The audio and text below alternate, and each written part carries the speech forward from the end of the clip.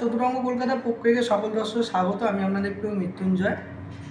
আজকে আমি চলে এসেছি হাওড়া 23 নম্বর ওয়ার্ডের প্রাক্তন কাউন্সিলর শ্রী মৌসুমী ঘোষের কাছে, যিনি এই ওয়ার্ডে আসার পর থেকে নানা রকম আলো থেকে রাস্তা, শিক্ষা থেকে আলো, সব রকম উনি উন্নতি করেছে। ওনার যতটুকু সামর্থ্য সেটা করেছেন উনি, এবং মানুষের কাজ, মানুষের হয়ে সবসময় পাশে থাকা, 24 ঘন্টা এনাকে পাওয়া যায়, যেটা খুব কাউন্সিলর খুব কমই আছেন যাদেরকে এবার সবসময় পাওয়া যায় না, কিন্তু এনাকে আপনারা সবসময় পাবেন।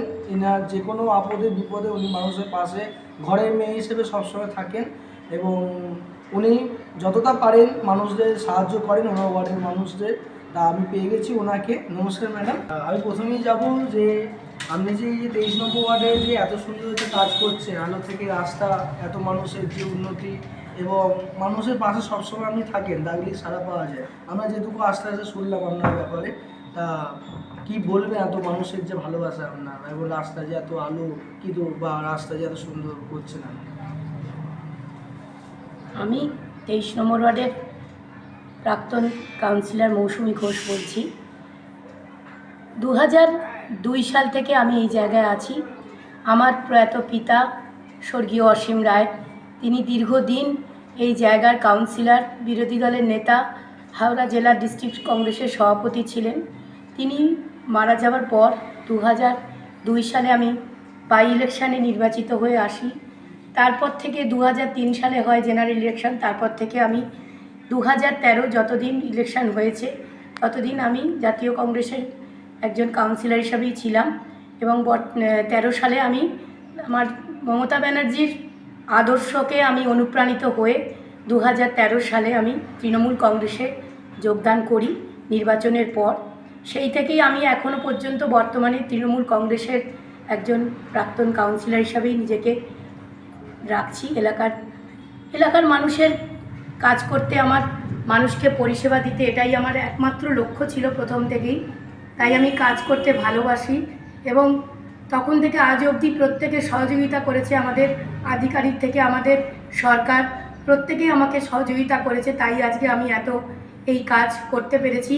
এবং সবচেয়ে সর্বোপরি বলতে হবে, বর্তমানে যিনি আমাদের বিধায়ক মন্ত্রী, শিবপুর কেন্দ্রের জনপ্রিয় বিধায়ক মনোজ তেওয়ারি, তার সহযোগিতায়, অনুপ্রেরণায় প্রচুর কাজ করতে সক্ষম হয়েছি।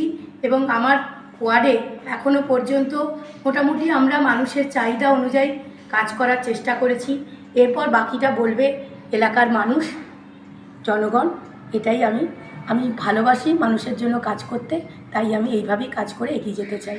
আচ্ছা, গত বাজেটে আমরা দেখলাম যে লক্ষ্মীর ভাণ্ডারের যে মহিলাদের যে টাকা প্রতি মাসে, সেটা 500 টাকা বেড়ে গেল। মাননীয় মুখ্যমন্ত্রী মমতা বন্দ্যোপাধ্যায় ওটা বাড়িয়েছেন, এবং একটা যুব সাথী, যেটা বেকার ভাতা, যারা 21 থেকে 40 বছর বয়সের মধ্যে যাদের কোনো কাজ নেই, তারা মাধ্যমিক পরীক্ষা দিয়েছে, অ্যাডমিট দিলে তারা প্রতি মাসে 1500 টাকা করে পাবে।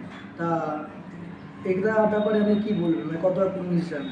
দেখুন, আমি একটা কথাই বলবো, এমন একজন মুখ্যমন্ত্রী এবং জনদরদি একজন মানুষকে আমরা পশ্চিমবঙ্গের মানুষ মুখ্যমন্ত্রী হিসাবে পেয়েছি। বিগত দিনে বোধহয় এই রকম কোনো মুখ্যমন্ত্রী আমরা দেখিনি, যারা মানুষের জন্য সবসময় ভাবেন।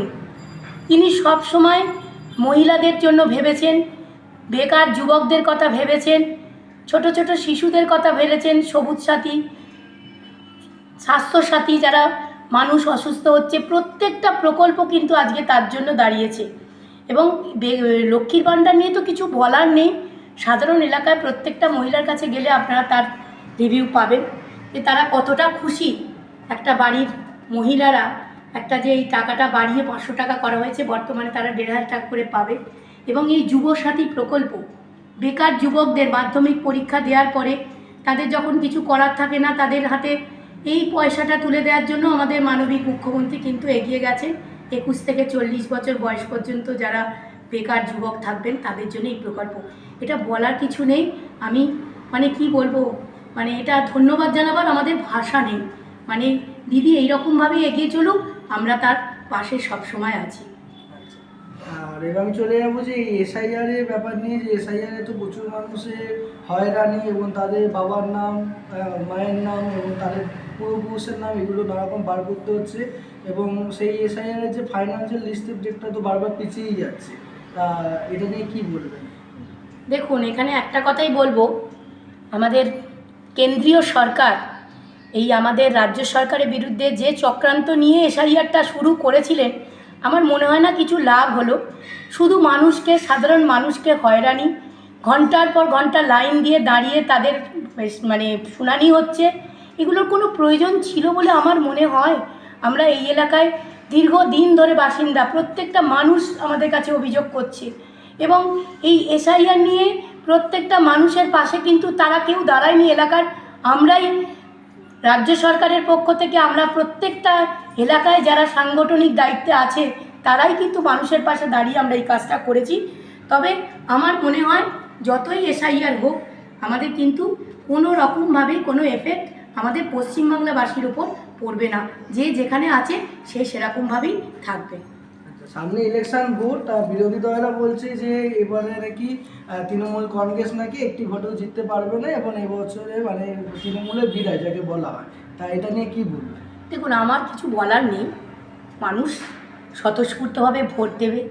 তারা যেভাবে এতদিন ধরে পরিষেবা পেয়েছে, 15 বছরে আমাদের মুখ্যমন্ত্রী কী করেছেন, আমাদের সরকার মানুষের জন্য কি করেছেন, তারা নিশ্চয়ই মাথায় রাখবে। এটা নিয়ে বিন্দুমাত্র বিচলিত আমরা নই।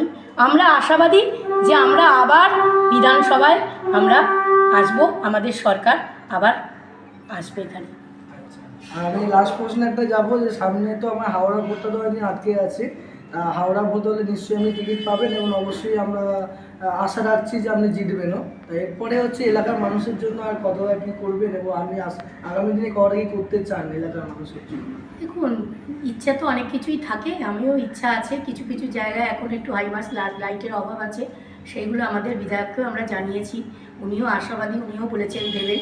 হ্যাঁ, ওইগুলো ব্যাপার আছে। এবং কিছু কিছু জায়গায় আমাদের একটু জল জমার সমস্যা আছে, সেইগুলো আমরা অনেকটাই আমরা মানে করে ফেলেছি, সেইগুলো আমি আগামী দিনের জন্য দেখব।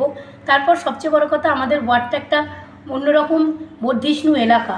এখানে একটু কমিউনিটি হল যদি রাখা যায়, এবং আপনারা দেখছেন এখানে অলরেডি বাজারের রাস্তায় বসা নিয়ে একটা ওখানে তৈরি হচ্ছে। আমাদের দিদির ইচ্ছাতে, মুখ্যমন্ত্রীর অনুপ্রেরণাতে, মুখ্যমন্ত্রীর সদিচ্ছাতেই এই কাজটি হচ্ছে। এইভাবে আমরা এলাকাকে আরও উন্নত থেকে উন্নততর করতে পারবো, মানুষকে সাথে নিয়ে। অনেক ধন্যবাদ আপনাকে আমার চ্যানেলে আপনার অমূল্যবান সময় দেওয়ার জন্য। আপনি ভালো থাকুন, সুস্থ থাকুন, আর আপনারা অবশ্যই ভালো থাকুন, আমার চ্যানেলের সাথে থাকুন। আমার চ্যানেলকে লাইক করুন, শেয়ার করুন এবং সাবস্ক্রাইব করুন এবং লোকের কাছে আপনাদেরকে পাঠান। এবং আগামী ভিডিওতে আপনার সঙ্গে আবার দেখা হচ্ছে, আবার কোনো একটা বিষয় নিয়ে।